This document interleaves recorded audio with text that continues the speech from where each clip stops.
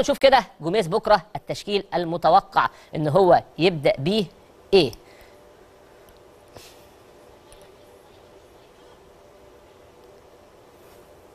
التشكيل المتوقع بكره للزمالك: عواد في حراسه المرمى، فتوح وحسام عبد المجيد والمسلوسي وعمر جابر، قدامهم دونجا، عبد الله السعيد، ناصر ماهر، حمدي، زيزو، اكينولا. هو ده التشكيل المتوقع للنادي الاهلي، نادي الزمالك انا اسف. اما التشكيل المتوقع للاهلي الفريق الضيف، لان الزمالك بكره صاحب الارض وصاحب الملعب، التشكيل المتوقع للاهلي: مصطفى شوبير في حراسه المرمى، قدامه معلول وعبد المنعم ورامي ربيعه، محمد هاني، السوليه وكوكا وقفشه، وممكن يكون ندفد على حساب واحد منهم، ورضا سليم، طاهر محمد طاهر، كهربا. هل اسامه ابو علي يخش على حساب واحد منهم؟ كل ده وارد. هل عمر كمال عبد الواحد هو مفاجاه غد